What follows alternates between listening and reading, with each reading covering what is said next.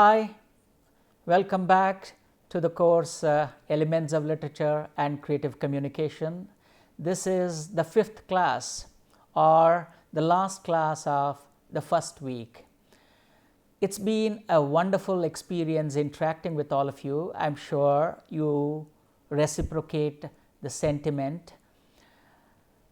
Here, during these 4 lectures, we've had some interesting discussion on literature, what is literature, the origin of literature, and how literature enhances our personality, our perspective towards life, how it enriches our life, how it fosters interconnectedness, so various other concepts. We have done that through some lovely and exciting fables and short stories. This class will be slightly different. In fact, for the first time, I'm going to introduce a little more exciting feature than the short story. You might ask me, what is more exciting than short story? Well, you will wait and watch. We are going to introduce poetry, something remarkable, something beautiful, and I'm sure you will enjoy these lines of poems all the more, or as well as you have enjoyed the short stories. This week, being the final lecture of the week, this is also going to be different in a slightly different way, because so far you have heard me speak on literature, different aspects of literature, different elements of literature, and interconnections that exist across texts. We have also learned some interesting jargons, form, content, intertextuality. Now, having heard me so extensively, well, a time has come where I must also listen to you.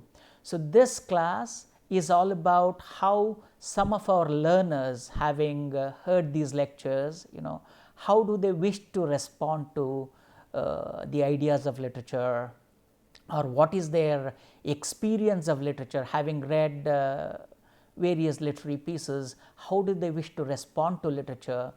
Let's explore all these things. So, in other words, it's the feedback time, and this is the time where I speak a bit less and you speak a bit more. Are we ready to listen to some of our young learners interacting with us on literature and how it affects them? Let's go and see what they've got to say. Here, before I ask the young learners to express their experiences with literature, I'm going to ask some generic questions concerning literature, some general questions concerning literature. So, they could pick, you could pick any one of them and answer, or you want to club all these things and answer, that's up to you. I leave that discretion to you. I'm going to raise some important questions, some general questions, see how you wish to answer them. The first is, as a student and a reader, of course all of us are students, remember a teacher is also a student. So, as a reader, how would you define literature? What is your understanding of literature? Or you wish to comment on how literature has touched your life? You are free to speak on that. Or you wish to speak on what has literature done to you apart from the joy of reading. Why else do you read literature? Why do you read literature apart from, of course, the obvious joy of reading? What are the other reasons? This is a very important question. I had touched upon this in one of our earlier classes. We are living in a utilitarian world where everything must have certain benefits. In the absence of that, we don't touch upon it. That's a sad state of affair. Nevertheless, it's true.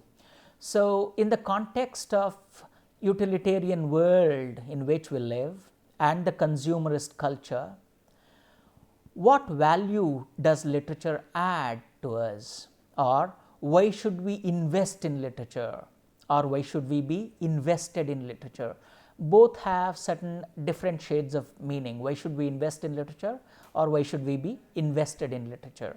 See if you can answer either of them or both of them, depending on your convenience. And finally, what would you lose if you are disconnected from literature, is there anything that you're going to lose at all? Is it going to depreciate something in your life? Please reflect on these questions, and as I said, you can either answer them individually or club all these questions and respond to the spirit of these questions. I leave that option to you. Now is your time. I am really excited about this part because so far you have heard me, and now you give me the opportunity to listen to you. Therefore, it's really exciting.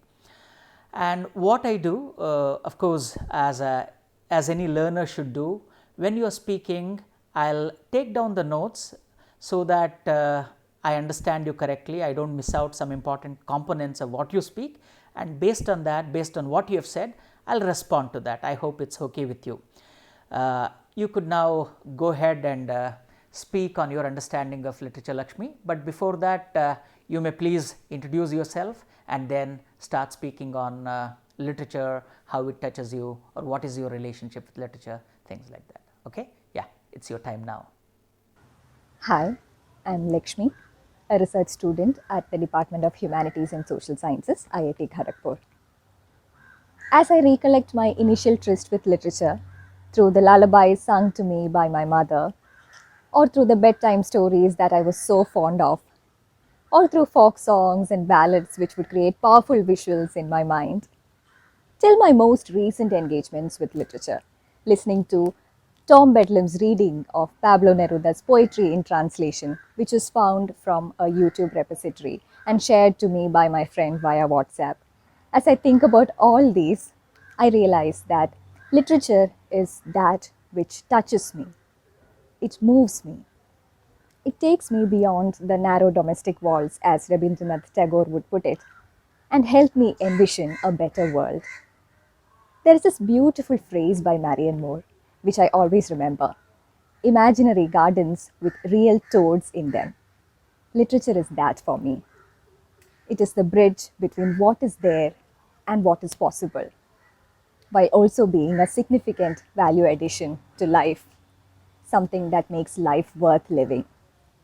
More importantly, literature is also that place where every one of us, irrespective of who we are, will be able to belong. Literature assures us that all of us matter. We are not alone. Thank you. That's really brilliant, Lakshmi. I'm really impressed with how you began. In fact, if I have summarized you correctly, and it's also for all of us, she begins with the folk origins of literature, because all of us know that, right? Literature, when it began, it always began as an oral medium, not as a written medium. So gradually it became a written word, but earlier all our folk tales, remember all the grandmother's tales that we've heard, all the nursery rhymes, most of them, they are highly folkish, so she begins with the folk elements of literature, and very brilliantly she talks about Rabindranath Tagore, Rabindranath Tagore's, how we are going to, in fact, what she began, I am going to touch upon that poem, and later we can have a discussion of Tagore's poem, and she begins with Marianne Moore's interesting poem. In fact, the poem is called Poetry. The title of the poem is Poetry, where she talks of poetry's ability to forge an alliance with reality, because poetry is imaginative. The power of imagination to connect with reality and alter reality for the better. That's a remarkable, invocation of Marianne Moore. I found it really very interesting, and how literature also acts as bridge between the world of imagination and and reality. These are some important concepts, but at the core, as she says, the objective of literature, if at all it has any one objective, is to make us a universal being. Otherwise, we are confined to narrow fragments, and within those confines we think we are this, we are that. So the purpose, the true purpose of literature is to make us universal beings, to take us out of those narrow confines that limit our understanding, limit our perception, and limit our imagination, and make us truly Vishwamanava, the universal being. And of course, it's in this context we can also recall what the French writer Albert Camus said, the purpose of literature is to take us onto a journey from being to becoming. That's also the existential philosophy talks about this movement, the movement of a being, from being to becoming. It entails a journey, how literature entails a journey, Lakshmi has given us an extraordinary opportunity to revisit one of the brightest and iconoclastic poems by Rabindranath Tagore, where the mind is without fear.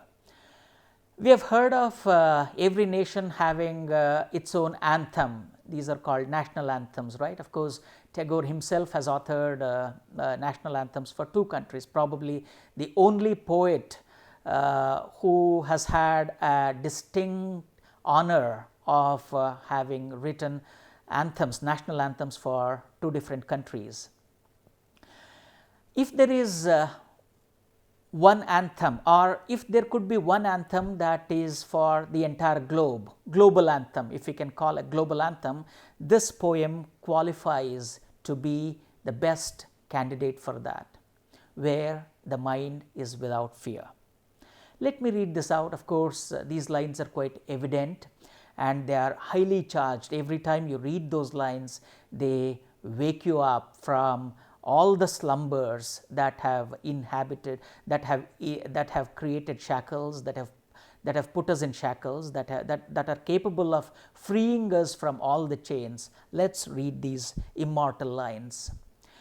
Where the mind is without fear and the head is held high, where knowledge is free, where the world has not been broken up into fragments by narrow domestic walls, where words come out from the depth of truth, where tireless striving stretches its arms towards perfection, where the clear stream of reason has not lost its way into that dreary desert, where the clear stream of reason has not lost its way into the dreary desert sand of dead habit, where the mind is led forward by thee into ever-widening thought and action, into that heaven of freedom, my Father, let my country awake. This can be the anthem for the entire humanity, a remarkable and a soulful prayer, a soulful prayer. I just wish if there are powers above, let them bless the entire humanity so that, not just the countrymen that Tagore wishes, the entire people of the whole globe, wake up in that kind of country, in that kind of place. Remarkable line. Now let's listen to some other learner. She too is eager to make her points on literature and what literature has done to her equations, her chemistry with literature. Let's go and listen to Bidisha, another bright and promising young research scholar of IIT Kharagpur. Good, here we have Bidisha, and whatever she has got to say, it would be equally rewarding, I hope, and I'll also take down what she says so that we can have an interesting discussion on that. Bidisha, please go ahead. Hi, I'm Bidisha, a PhD student at the Department of Humanities and Social Sciences, IIT Kharagpur.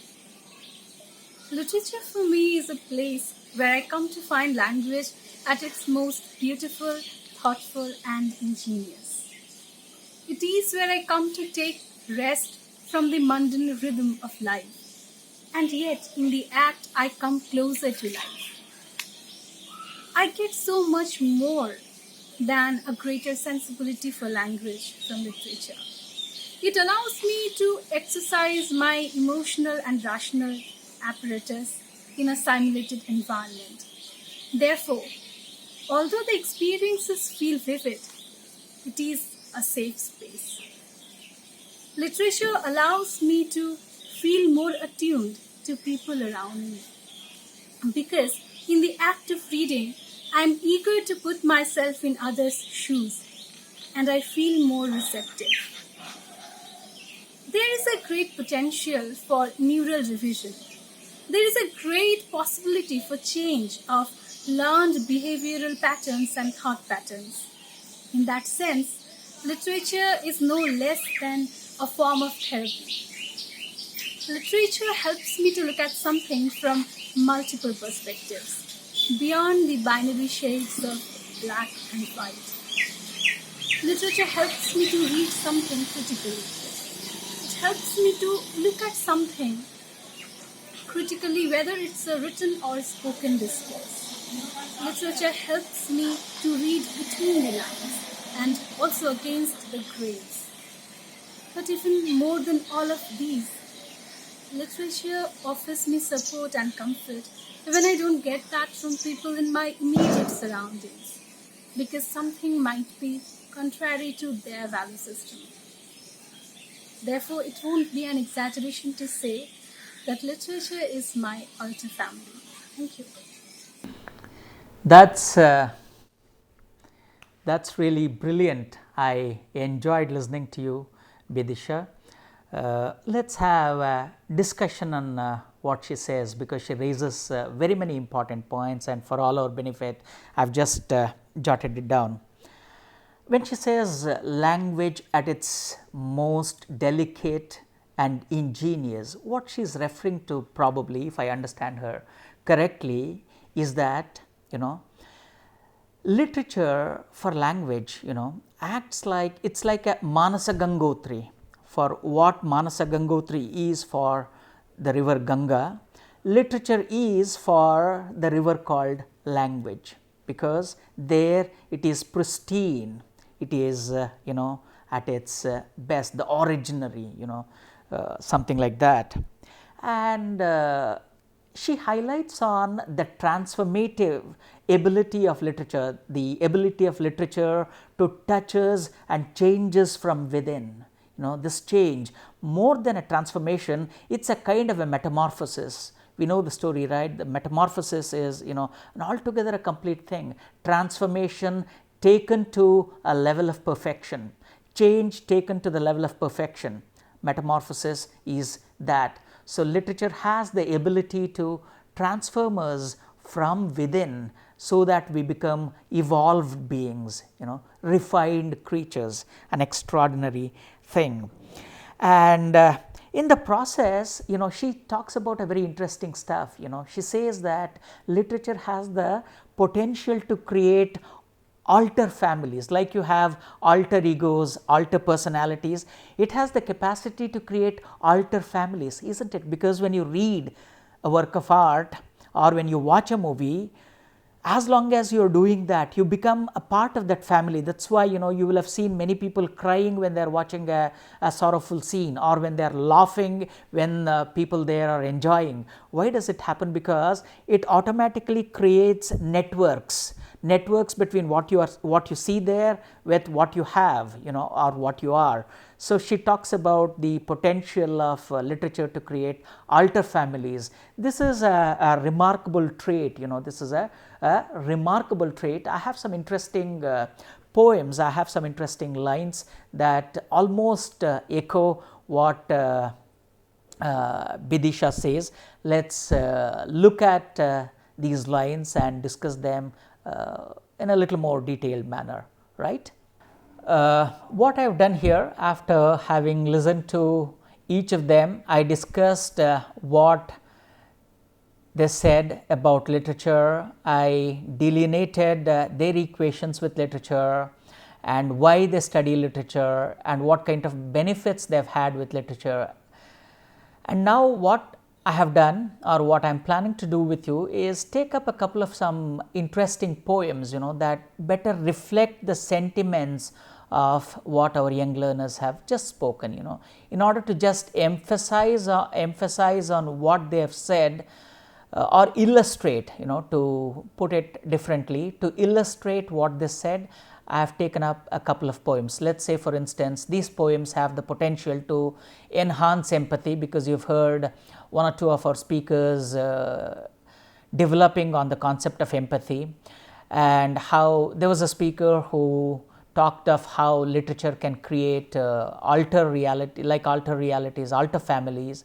There was another learner who highlighted on how literature can act as an antidote to harsh realities. So these poems here reflect those sentiments, they illustrate those sentiments in a more poetic and aesthetic manner. That's why let me discuss these poems with you. Here is a brilliant poem by Rumi called The Guest House. It's oft quoted and often recited. This being human is a guest house.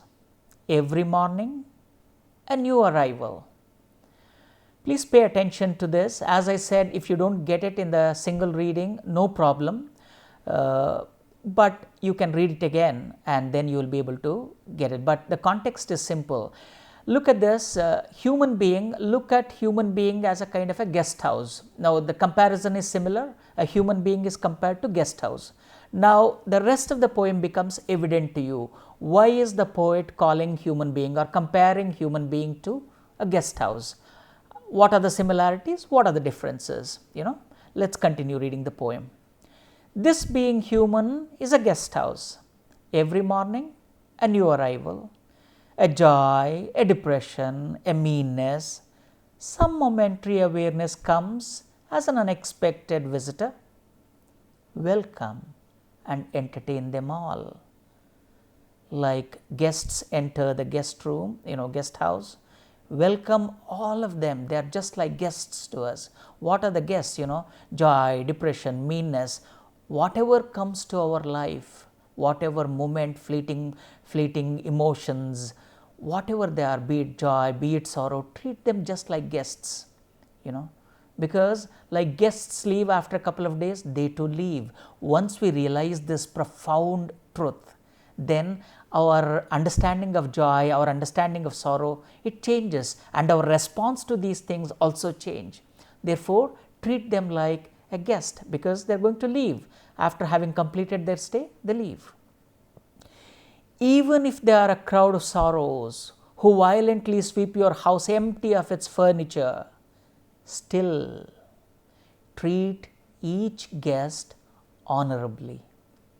Treat them honorably, though you know that they are here to rob you, or you'll be wiped off your feet, you'll be wiped away, you'll be robbed of. Treat them nobly, treat them honorably. He may be clearing you out for some new delight, because when the space is cleared, you will be able to bring new furniture, right? So treat it just like that. The dark thought, the shame, the malice, meet them at the door laughing and invite them in. Just invite them in. Be grateful for whoever comes, because each has been sent as a guide from beyond. What an extraordinary poem, If we have understood the spirit behind this poem, probably our entire perspective towards life, relationships, our responses to sorrows, our responses to joys, it varies. If we can consider hardship that comes our way, most of us, we keep suffering from some problem or the other, some hardship or the other. If we can treat this hardship also as a guest and consider it as because I am reminded of what some of the poets says, treat suffering as a calling card from God. It's like a visitation. If suffering has visited you, if hardship has come by you, then it means it's a sure shot that you have received a visiting card by God. That means God is about to visit you very shortly. Such a soothing idea, right? If we can get hold of these lines at our weakest moments, at our most depressing moments, then probably, the way we respond to these emotions, negative, dark emotions, it changes. We still repose faith in life. That's why, such extraordinary, these are companions for life. These lines can be companions for life. Now look at another short interesting poem by Khalil Gibran. He's a Lebanese American poet. In fact, The Prophet, these are taken from his collection of poems called The Prophet. It's one of the most sold out books, one of the most popular, widely read poetry books. Parents are like a bow and children like arrows. The more the bow bends and stretches, the farther the arrow flies. I fly not because I am special, but because they stretched for me.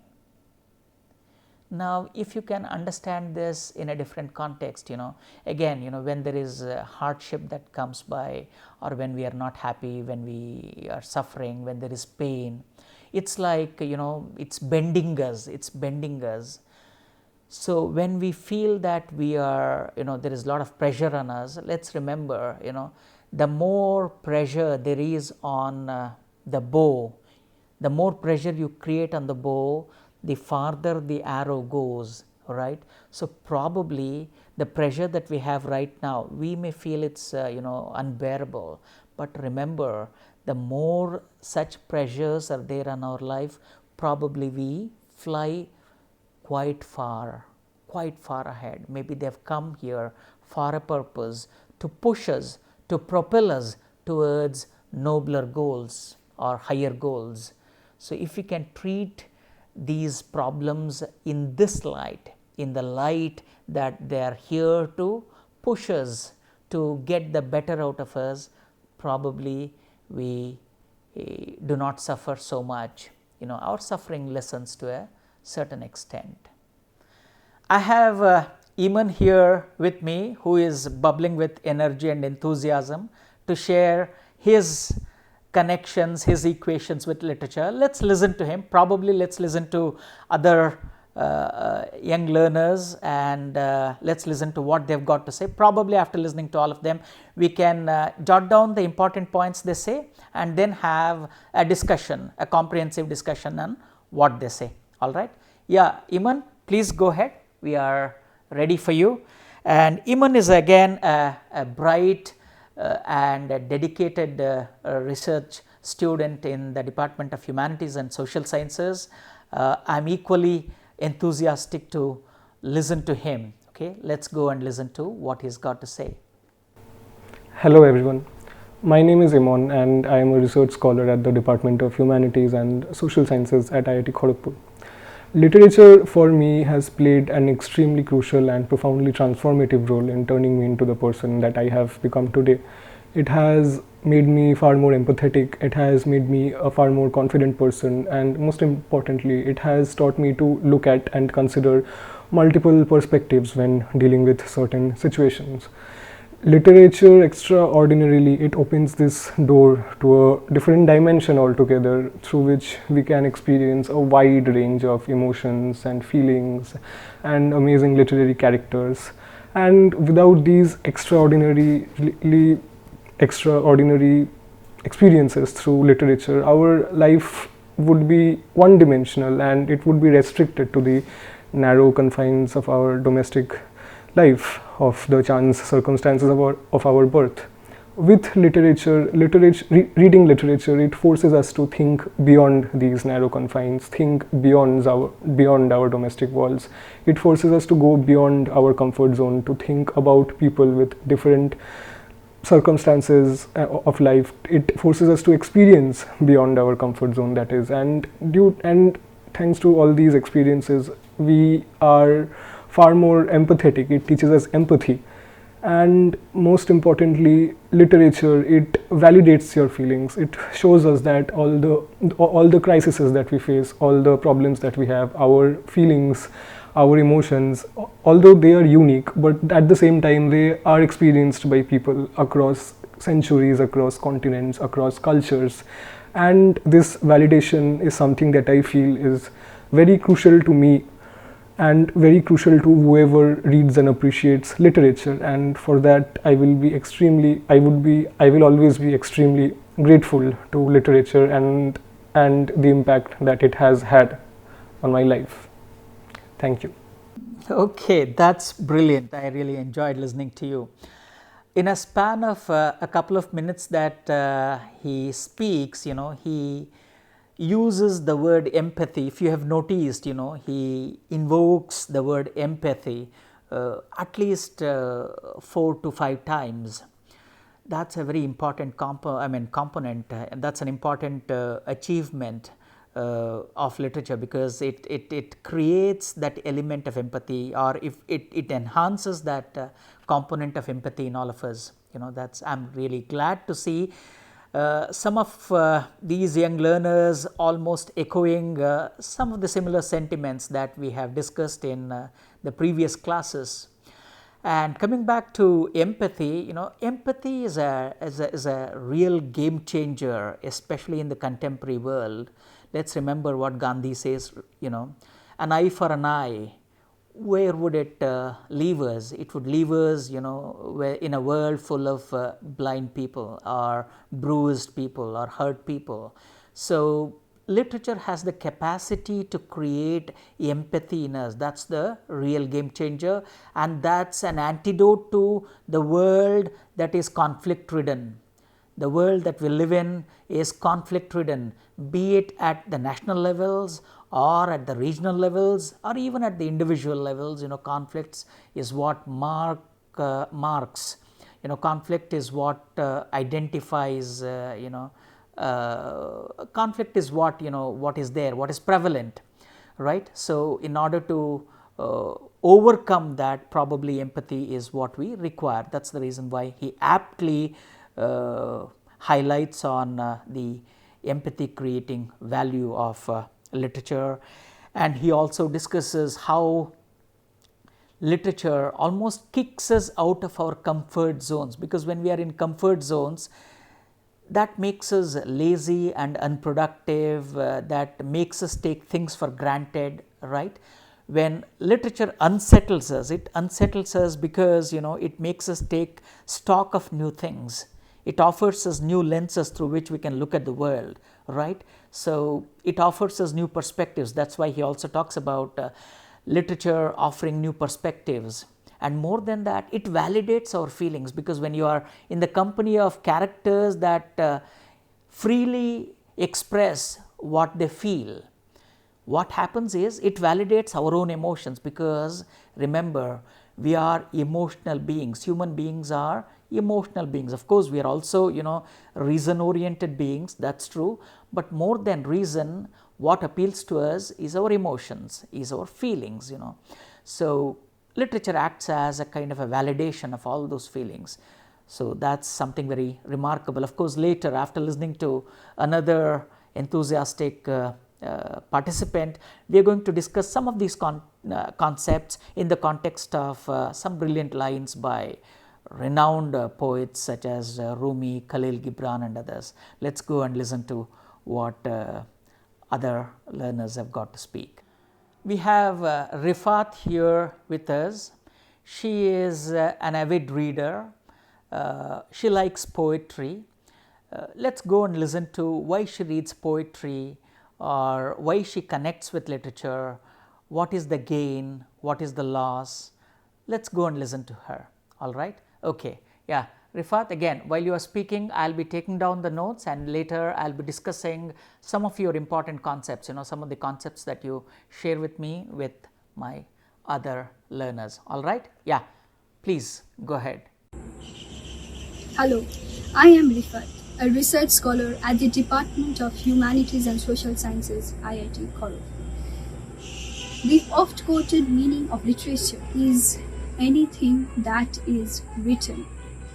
However, literature is more than that.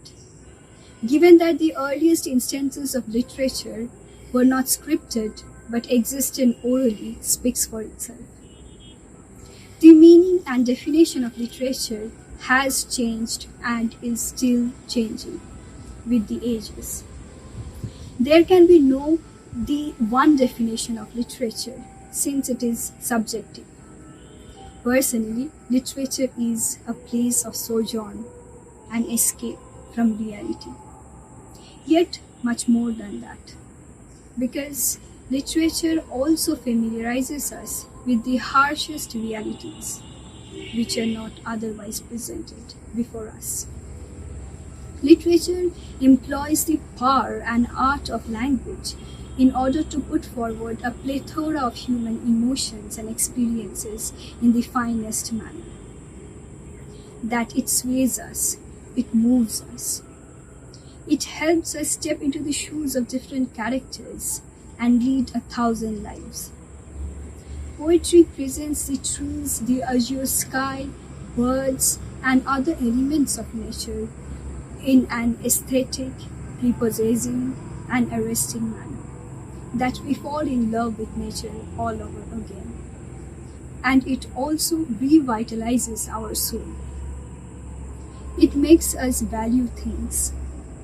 In times of distress and despair, it gives us hope and a reason to believe and smile.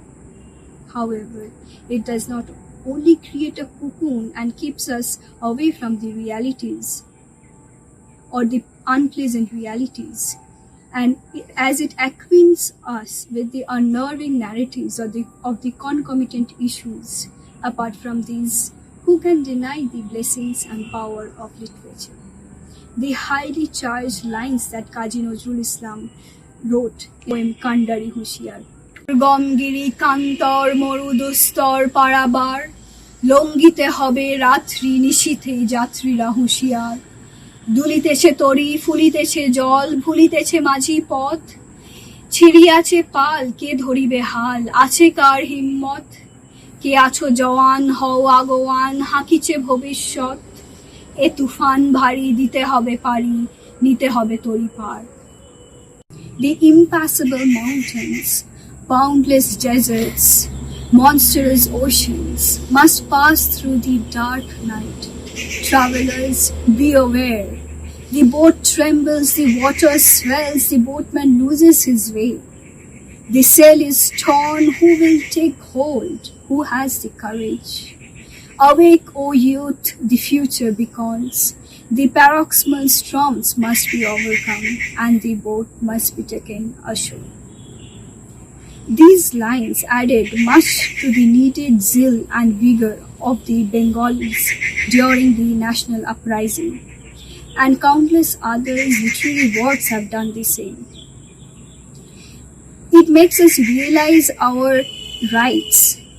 It makes us understand ourselves as well as others better. It makes us empathize with people. Literature brings out the best version of ourselves and makes us a better human being. Thank you. What a brilliant and charged rendition of the poet laureate of Bangla. That's really very impressive. Kazi Nazrul Islam's lines, almost, they're coming alive. Poetry always has the capacity to add life to the dead lines, because only when you recite a poem will it come out alive. So she has really brought the poem out alive. That's a remarkable thing. Good, I'm very impressed. Thank you, Rifat. Again, Rifat, for all our benefit, if I can sum up what she says, she begins with oral origins of literature, like some of our other learners have already pointed out. More than this, she says, it's a place of sojourn, it's a place of escape. Remember, most of the times when reality becomes harsh, we use the term biting reality, right? When the reality becomes dark and harsh and biting, then we need a place to escape. We need a place to escape, so that we can come back. It's not an escapist method. What I am saying is you need a place of peace, solitude. So literature provides that place of sojourn, a kind of a stay, a temporary stay, and it acts as an antidote to the harsh realities of this world. That's a wonderful thing. More than that, she talks about literature's ability to connect us with nature, because like literature, or more than literature, nature has the ability to nurture our soul in extraordinary ways. Please remember, it's only recently that we have disconnected ourselves from nature, and it's a great loss. We don't even realize the extent to which the extent of damage it has done. Only when we learn to reconnect with nature that we really gain something meaningful, because nature has always acted as an anchor to our existence, anchor to our self. Okay, so she talks about the literature's ability to connect us back with nature, and how that revitalizes us, revitalizes us. Please remember, writers in that sense, I am reminded of this, that writers can be called engineers of soul. Writers can be called engineers of soul. Why? Because they can shape it to the extent they want, or in the way they want it. They are called the engineers of our soul. And literature has the ability to create some sort of surgical interventions in our life, if we can borrow a popular phrase, a phrase that's been made popular over the couple of years, surgical interventions, but we are taking it out of the context and using it for literature and poetry. Literature has the capacity for these kind of surgical interventions in our life and transforming us for the better. We are going to take up all these things in the context of some brilliant lines by some remarkable poets. Let's go through them, let's go through these lines, and of course we can hear certain echoes, certain voices. Of course we discussed intertextuality, right? See if you can listen to certain other literary voices speaking through these lines. All right, let's go and check out these some more lovely lines. In fact, these lines are just arranged in some random order, again random order. That's an interesting way to put things, it's an interesting construct, a random order. Look at this poem. Trees are poems the earth writes upon the sky. We fell them down and turn them into paper that we may record our emptiness. The poem simultaneously talks of how nature is a kind of a song that the earth has sung for itself, and how by destroying nature, how we are creating emptiness, how we are creating emptiness. A beautiful poem, maybe when we make these poems, when we popularize these poems, probably it creates a kind of an awareness such that we may, these problems of deforestation, the problem of insensitivity towards nature, we can cure our society of these maladies when we popularize these lines. The earth delights to feel your bare feet, and the winds long to play with your hair. Here is another very short poem that talks of how nature is eager to be with us, the companionship that nature wants to foster with us. If we can, that's what I've been saying. Most of our poets, they realize this. Most of the sensible beings realize what kind of an anchor nature provides in life. That's the reason why we need to take care of nature, not to preserve nature for the sake of nature, but to preserve it for our sake. Because the benefits are not just in terms of, these are not just economic benefits, these are not just fiscal benefits. The benefits are immense. the value that they add to our life, the value that they add to our soul, that's and spirit, that's immense, huge, right? So these are some things that we can keep in mind. And since I have mentioned these poets, be it Rumi, Khalil Gibran, or Lao, or even Bhagavad Gita, these poems or these literary pieces have an extraordinary ability to inspire us. So if possible, let's pick up any of these books and read at least a few pages. That's not an impossible task, right? I don't think I'm asking too much of you if I ask you to read at least a couple of pages of any of these poets that you like. Now, before we leave, let's quickly do a kind of a recapitalize what we did this entire week. We began the entire first week lectures, the strings of lectures were more introductory in nature. They introduced literature, relevance of literature. More than that, we tried locating literature in our lives, and our lives in literature. It's both, both are correct. We located literature in our lives. We also located ourselves in literature. So the first lecture was more of an introduction. We began with a short story, and then we introduced literature. We briefly defined it. We continued that discussion in the next class, and along with defining literature in some remarkable lines, we also understood the relevance of literature, how literature is relevant in our life, in our society. And in the third class, we went on to discuss the multidimensional benefits of engaging with literature.